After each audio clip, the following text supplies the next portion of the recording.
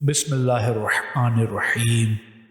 شیخ صدوق نے معتبر سند کے ساتھ امام علی رضا علیہ السلام سے اور حضرت نے اپنے آباء و طاہرین کے واسطے سے امیر المومنین امام علی علیہ السلام سے روایت کی ہے کہ آپ نے فرمایا، ایک روز حضرت رسول خدا صلی اللہ علیہ وآلہ وسلم نے ہمیں خطبہ دیتے ہوئے ارشاد فرمایا کہ اے لوگو، تمہاری طرف رحمتوں اور برکتوں والا مہینہ آ رہا ہے جس میں گناہ معاف ہوتے ہیں۔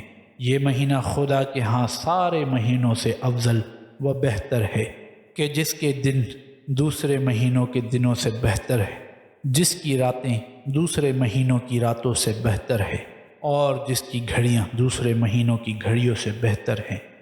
یہی وہ مہینہ ہے جس میں حق تعالیٰ نے تمہیں اپنی مہمان نوازی میں بلایا ہے، اور اس مہینے میں خدا نے تمہیں بزرگی والے لوگوں میں قرار دیا ہے کہ اس میں سانس لینا تمہاری تسبیح اور تمہارا سونا عبادت کا درجہ پاتا ہے۔ اس میں تمہارے اعمال قبول کیے جاتے ہیں اور دعائیں منظور کی جاتی ہیں۔ پس تم اچھی نیت اور بری باتوں سے پاک دلوں کے ساتھ اس ماہ میں خدا تعالیٰ سے سوال کرو کہ وہ تم کو اس ماہ کے روزے رکھنے اور اس میں تلاوت قرآن کرنے کی توفیق عطا کرے، کیونکہ جو شخص اس بڑائی والے مہینے میں خدا کی طرف سے بخشش سے محروم رہ گیا وہ بدبخت اور بد انجام ہوگا۔ اس مہینے کی بھوک پیاس میں قیامت والی بھوک پیاس کا تصور کرو۔ اپنے فقیروں اور مسکینوں کو صدقہ دو، بوڑھوں کی تعظیم کرو، چھوٹوں پر رحم کرو، اور رشتہ داروں کے ساتھ نرمی و مہربانی کرو۔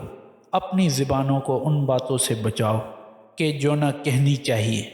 جن چیزوں کا دیکھنا حلال نہیں ان سے اپنی نگاہوں کو بچائے رکھو۔ جن چیزوں کا سننا تمہارے لیے روا نہیں ان سے اپنے کانوں کو بند رکھو۔ دوسرے لوگوں کے یتیم بچوں پر رحم کرو تاکہ تمہارے بعد لوگ تمہارے بچوں پر رحم کریں۔ اپنے گناہوں سے توبہ کرو، خدا کی طرف رخ کرو۔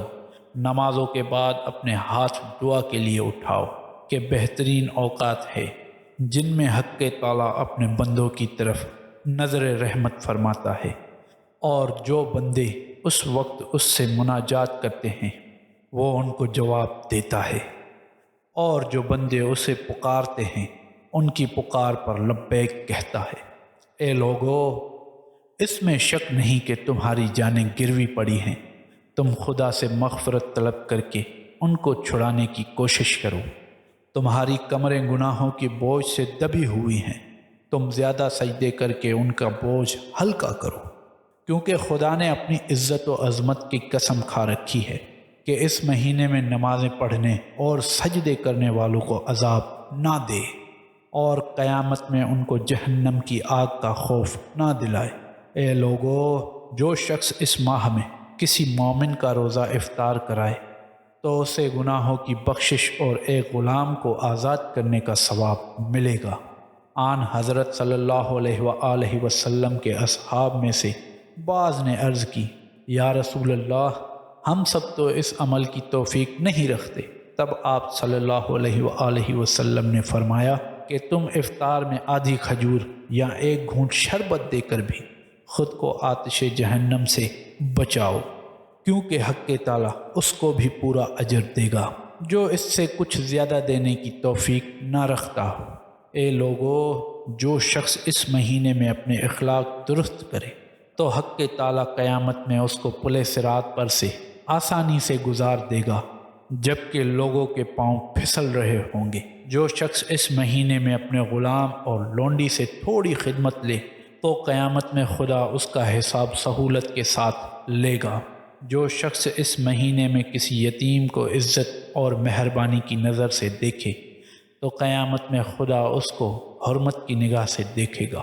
جو شخص اس مہینے میں اپنے رشتہ داروں سے نیکی و قربت کا برتاؤ کرے تو حق تعالیٰ قیامت میں اس کو اپنی رحمت کے ساتھ ملائے رکھے گا، اور جو کوئی اپنے قریبی عزیزوں سے بدسلوکی کرے تو خدا روز قیامت اسے اپنے سایہ رحمت سے کاٹے رکھے گا۔